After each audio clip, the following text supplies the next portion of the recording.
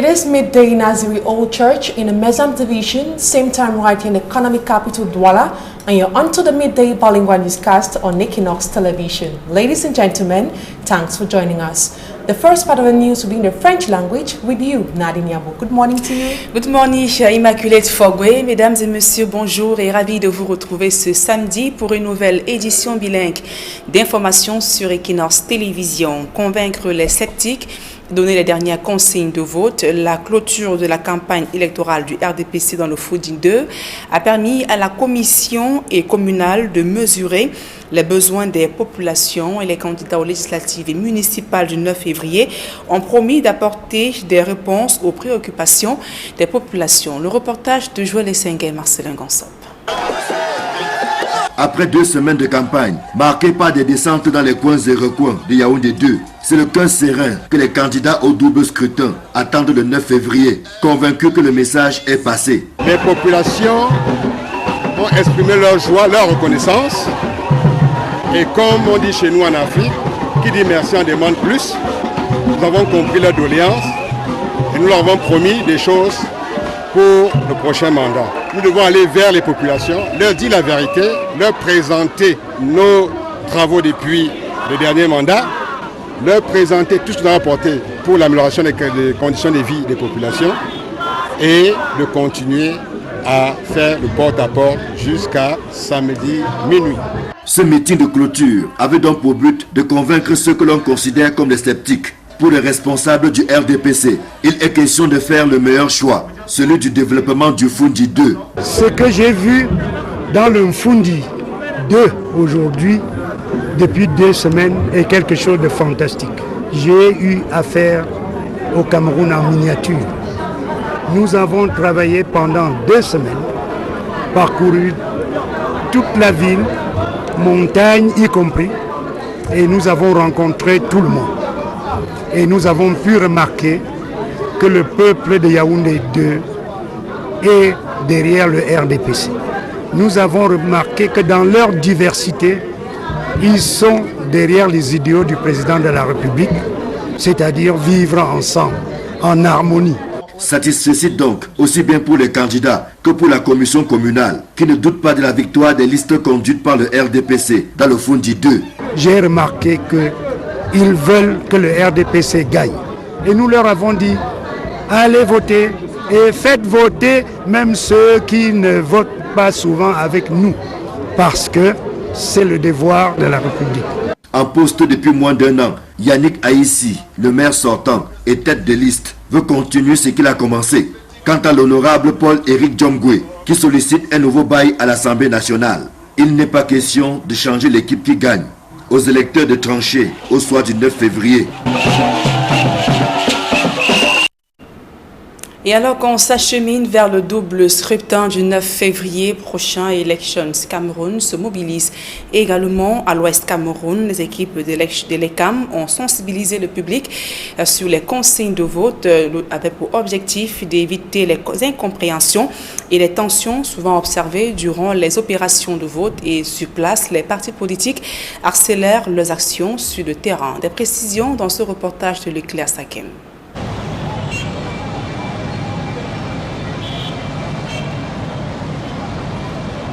Dans moins de 48 heures vont s'ouvrir les hostilités en faveur du double scrutin législatif et municipal du 9 février 2020. Le Conseil électoral bat le rappel des troupes pour des ultimes réglages dans la région de l'Ouest. Pour assurer le bon déroulement des opérations qui verront l'élection des conseillers municipaux ainsi que les députés de la nation, des prescriptions sont formulées à l'endroit des différents démembrements d'élections de Cameroun. Je voudrais rappeler à tous et à chacun de vous les qualités qui devront sous-tendre nos actions pour la réussite du double scrutin législatif et municipal du 9 février prochain, à savoir la communication. Communiquer sur toute situation fut-elle apparemment de moindre importance, qui viendrait à se poser à nous. L'esprit d'équipe, nous devons travailler en équipe. L'intégrité dans la gestion des fonds publics. Au sein des populations locales, les préoccupations ne cessent de pleuvoir. Les enseignants souffrent dans les établissements. On les tue chaque jour. Je ne sais pas comment à l'Assemblée on ne trouve pas une solution pour ça. Les élèves qui sortent de l'école aujourd'hui n'ont pas l'emploi. Ils sont au quartier, ils chôment, on ne les prend pas. On les forme alors, pourquoi? C'est pour nous, si vous partez à l'Assemblée, il faut plaider. Plaider pour ça, plaider pour nos enfants, pour les enseignants qui souffrent dans on les tue.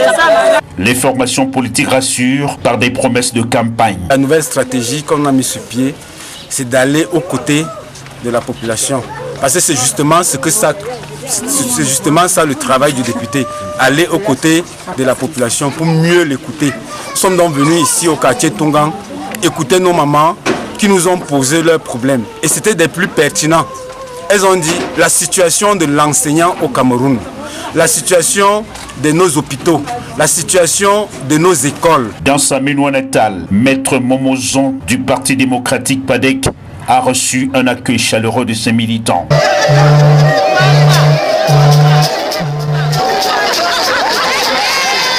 Je suis très heureux d'avoir été entendu par mes mamans.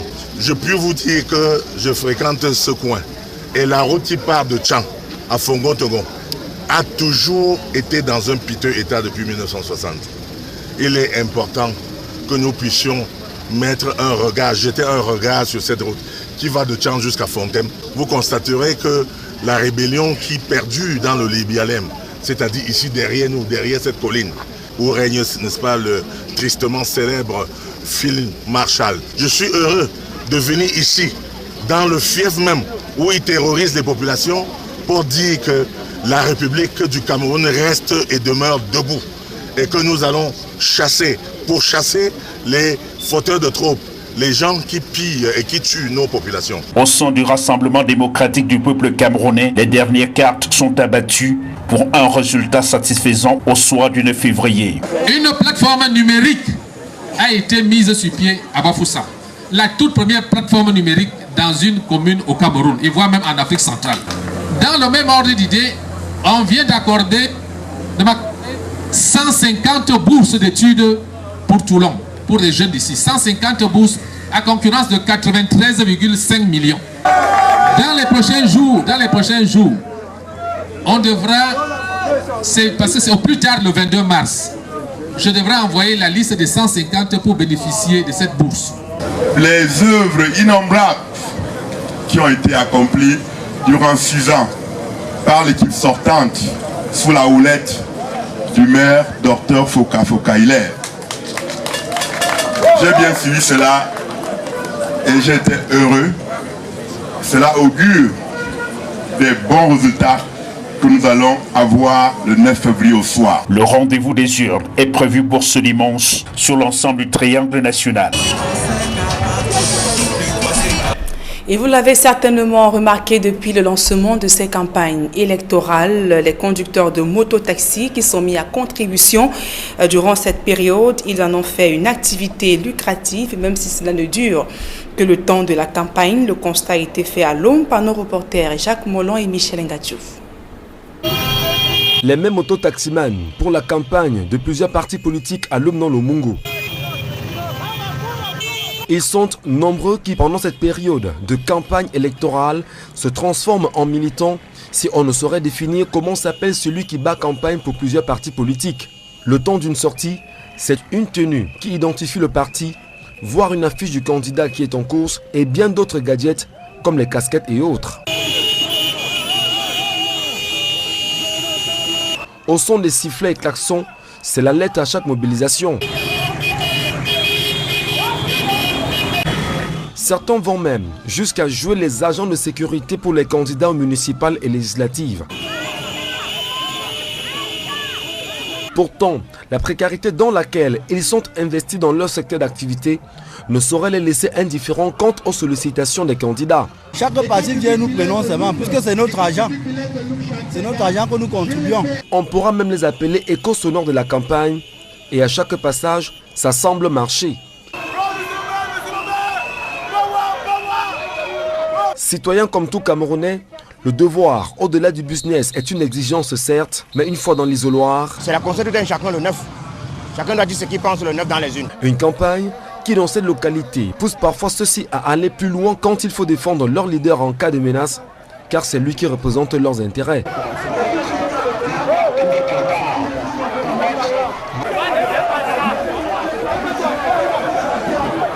On aura tout vu, mais surtout les retrouvailles dans les buvettes quand vient le moment de justifier l'effort de chacun. C'est là que tout ira certainement. Peut-être le carburant, mais un carburant pour le ventre. Autre actualité au cœur de ce journal, c'est une affaire devenue agaçante et voire scandaleuse pour les propriétaires de véhicules à Douala. Une fois stationnés, ceux-ci voient le véhicule être vandalisé par les hors-la-loi et les forces de l'ordre sont débordées par les plaintes des usagers. La montée donc de ce phénomène contraint la police à effectuer l'opération dite araignée. De quoi s'agit-il exactement? Élément de réponse dans ce reportage d'Innocent Abega et de Michel Ngacho une fois de plus. C'est un des coins les plus célèbres de la ville de Douala, où chacun peut se trouver une pièce détachée de véhicules et de quelques engins que ce soit en cas de souci. Seulement, c'est un coin où plane le danger permanent entre passeurs de pièces volées ou vandalisées, revendeurs et acheteurs. Nous sommes au camp Yabassi. J'en sais pas de nombreuses boutiques qui l'écument. Les façades ne sont que la partie visible de l'iceberg, car derrière les comptoirs, il existe d'autres comptoirs, ceux du noir. Parmi les acheteurs, des hommes en tenue infiltrés qui depuis des jours sont sur les traces d'un gang de vandales, experts de vol de pièces détachées. Ils ont même touché les plus hautes autorités de la ville et ça ne sent pas bon.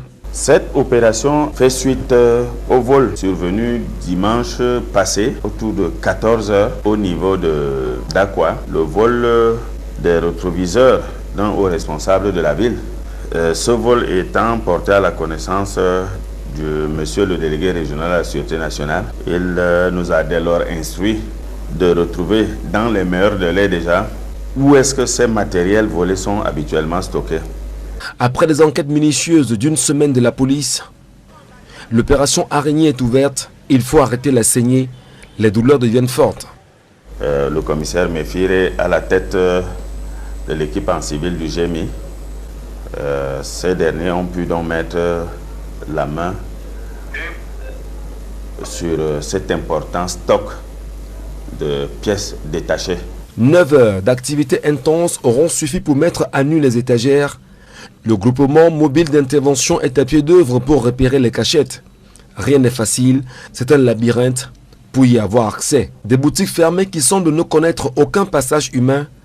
Parmi elles, d'autres découvertes qui regorgent des dépôts d'accessoires volés. Plus que des magasins, on assiste à un spectacle digne des butins de Dalton. C'est des sacs. Des milliers d'autres pièces sont logées dans ce coin. Le résultat est surprenant. C'est des pièces détachées. Entre rétroviseurs, enjoliveurs, pots de phare, clignotants, caches de roues et d'autres qui seront retrouvés dans la cache de ces derniers qui ont fondu dans la nature à l'arrivée de la police. Certaines pièces retrouvées portent même des identifications propres aux voitures et la police n'attend que les victimes munies des pièces de véhicules afin de rentrer en possession des objets vandalisés. À présent, ce public reportage avant la fin de la première partie de ce journal. L'entreprise de CIMAF Cameroun vient de récompenser les heureux gagnants du tirage au sort de la tombola promo béton ici à Douala. Reportage. Pour son immeuble RE+3 au quartier Commando dans le 2e arrondissement de Douala, Jean-Luc Ndjeïha a choisi le ciment CIMAF. Rien à faire pour prouver qu'il est un inconditionnel du meilleur ciment sur le marché camerounais. Il présente le stock de 80 sacs qu'il vient d'acheter. Son chèque de 500 000 francs CFA après le tirage de la tombola promo béton sur Equinox Télévision le 12 janvier dernier n'est donc justice. Je préfère CIMAF parce que CIMAF accompagne des jeunes entrepreneurs, des jeunes qui construisent des maisons. Vous voyez, on a fait un loto, on a encore gagné. Quelque chose qui peut nous, c'est équivalent à 5 tonnes de ciment. Vous voyez, et le ciment c'est la bonne qualité aussi. La Roche Telkebon, autre gagnant de la tombola promo béton de CIMAF, avec son chèque de 300 000 francs CFA, ce jeune ingénieur de génie civil, 31 ans, peut sereinement relancer les travaux de son marché de RE+3 à la cité SIC. Jusque-là, je ne réalisais pas, je ne croyais pas. C'est tel que quand je vois le chèque, je confirme donc qu'effectivement, c'est vrai, ciment ne fait pas dans la dentelle. Et par rapport au ciment, les réalisations, vous voyez, il y a un millestement qui a été réalisé et les travaux vont continuer avec un RE+3. Et je suis déjà abonné à CIMAF et je vais continuer à utiliser CIMAF. Martin Yourmo arrive fraîchement de Kribi dans la région du Sud. Ce plombier de formation gagne 200 000 francs CFA. Lorsqu'il apprend qu'il a été tiré au sort sur Equinox Télévision, le fidèle client du ciment Simaf a pris la route pour le siège de l'entreprise à Douala. For me, Simaf product have never disappointed me for any what I'm trying to do with the Simaf product. So that is why I've been in Simaf product for this number of time, and I think Simaf product is very, very, very good. Simaf, c'est une équipe rigoureuse avec un suivi dès le premier palier de la production de son ciment, un contrôle au millimètre près de ses produits. Aucun élément ne peut nous échapper pendant la fabrication du ciment, quelle que soit la matière première que nous recevons. Et ce suivi est horairement fait. C'est-à-dire, lorsque le broyeur qui produit le ciment est en marche, vous avez une équipe H24 du 1er au 31 qui suit chaque heure la matière ou bien le produit fini qui sort de notre installation. Autre valeur chez Simaf, un accompagnement minutieux de sa clientèle. Tous ses consommateurs ont la possibilité de saisir l'entreprise sur une doléance donnée et ses services dédiés sont mis en branle pour écouter et satisfaire leurs besoins au quotidien. Et pour sortir de cette première partie du journal, nous vous présentons les images de ce grave incendie qui vient tout juste de se déclarer au marché de Kumba dans la région du sud-ouest Cameroun. Comme vous le voyez sur ces images, un incendie qui vient tout juste de se déclarer. De ce côté, l'origine des flammes reste encore inconnue. Les sapeurs-pompiers sont donc mobilisés sur les lieux en vue de limiter la propagation des flammes. Un coup dur pour les commerçants et même ces populations obligées de rester chez elles en raison des villes mortes lancées par les séparatistes anglophones. Immaculate Fogui. Exactly, Nadine Yambo. Once more, good afternoon to you and to you, ladies and gentlemen. Thanks for staying with us for the second part of the news in the English language. We begin with this fire incident that occurred this morning in the Kumba main market, where several stores have been reduced to ashes. The fire incident has been attributed to poor electric supply. The firefighting unit is on the ground to contain the flames. This is coming at a time when the population of Kumba is experiencing day 3 of the lockdown imposed by separatist fighters. I will now leave Kumba to here in the economic capital Douala, where a good quantity of stolen car parts have been recovered by the Mobile Intervention Police Force during an operation in the Kayamiabasi neighborhood here in the Douala 2 subdivision. The operation came after a part was stolen from a top official. Details with Smart Chikan Gabriel. From the first view, one will think this is a room inhabited by someone. But as we move closer, getting into the room, it's filled with different parts of cars.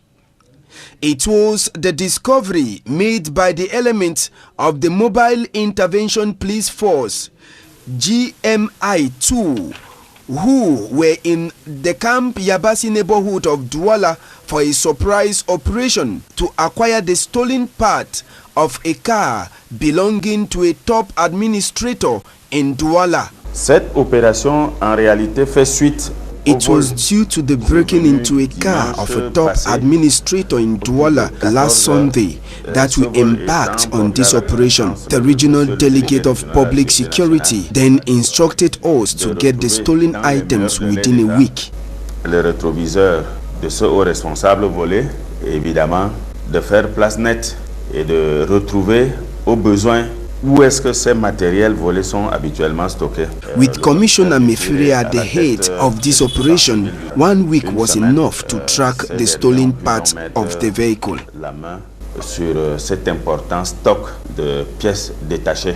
The operation led to the discovery of other car spare parts, like this brand new digital player removed from a Jeep set for the black market.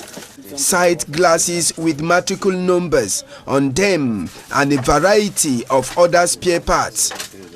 It was within 1 week that investigation led by Commissioner Mefire made this discovery, and the population is called upon to come for identification and collection of their spare parts. Nous attendons évidemment toutes les victimes. We are now waiting and calling on those whose car parts have been stolen and could vividly identify them to come with their documents as proof before they collect the parts. Je profite également toujours inviter and we are calling on the population to collaborate with us in our mission.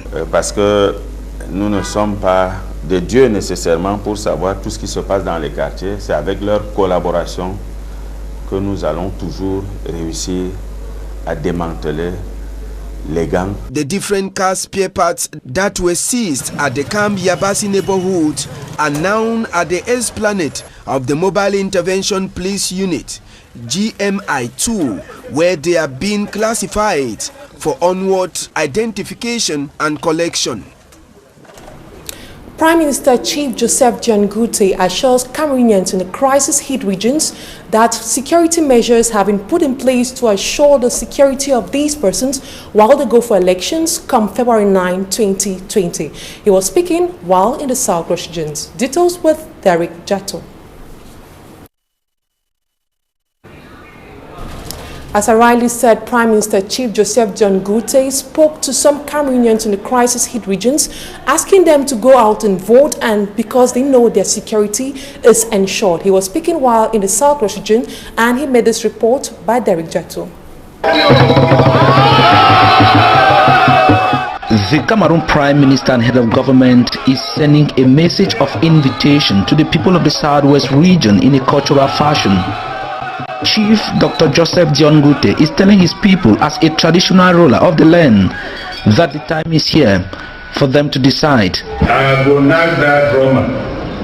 For all beginning, Papa, Sister, Mami for Southwest on Sunday to go out and vote. The message is in the sound as he drummed on. The Cameroon Prime Minister is in Buea, the Southwest regional capital, this political peak moment to encourage the militant and campaign for his CBGM party. And the occasion is taking place here at the Independence Square in Buea.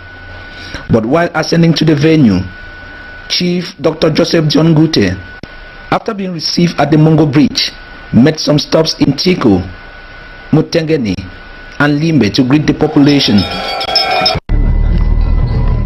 And the Prime Minister must have noticed that the bustling character is near absent.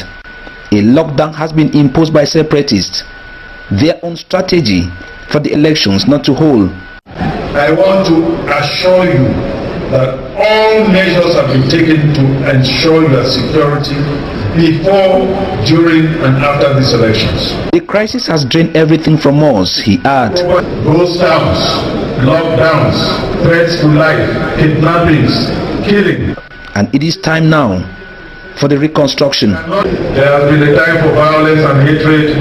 Let us agree that the time has come for peace and love to reign. The special status and the 15% of the budget for councils is a chance for rejuvenation, and the Southwest region cannot be left behind. In deciding their local development priorities, on the ground, it is all about campaigns, political parties, and the elections. We are very, very pleased with the visit of the Prime Minister, Head of Government, Chief Dr. John Ngute in the Southwest region, which has really boosted our morals. Let everybody come out and decide who should be his or her leader, and let everybody come out to say it is time for peace and for real democracy. The political parties are negotiating their last bend, with aspirants begging the electorate to see them as their developmental factor. I am Sake Esono Louis Besinga, first Deputy Mayor of Mondeba Council, aspiring to become the Mayor of Mondeba Council. The result after the 9 February polls will be a reflection of their weight and influence, and these actors are merely hours away. We now still in the Southwest region of Cameroon. Despite the security threats faced by persons living in the area, some political parties have braved the odds by moving from one jurisdiction to another in order to canvass for voters. One of those parties is the CDB party, headed by Dr. Benze Bate Eno, who says it is the time for them to choose the right person. Details with Innocent Aze.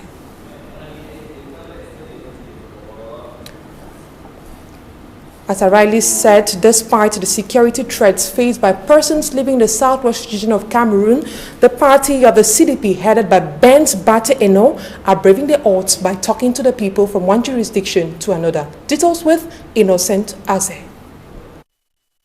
Despite all the threats from leaders of separatist groups in the Bialem and Manyo divisions in the southwest region, Dr. Benz Enobate, chairman of the Cameroon Democratic Party and head of the CDP legislative list in Manyo division, braved the odds to campaign ahead of the municipal and legislative elections. Given the security challenges, he and his team landed in their campaign areas via helicopter. They first moved to Akwaya in Manyo division, where they met the people who have been battling to survive since the start of the Anglophone crisis.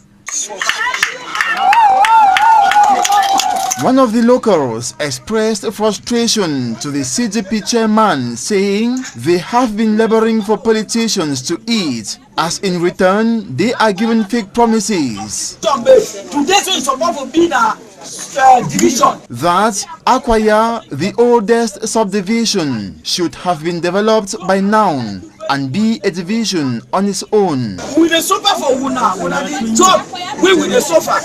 But Dr. Benz Bate Eno, the CDP legislative candidate for Manyo, promises to distinguish his party from his opponents and give the people absolute development like construction of accessible roads, provide electricity, potable water, internet installation, and all basic needs of the people through a trusted mayor. You need a dynamic mayor, an enterprising mayor, a mayor that will deliver the entire Berlin area. Yeah! A mayor that will make sure that there is drinking water. Yes, yes. Big television, if you can go here. Yes. If you can talk here. That it is time to get the people out of the enclavement they have been in for 12 years. I don't come for here.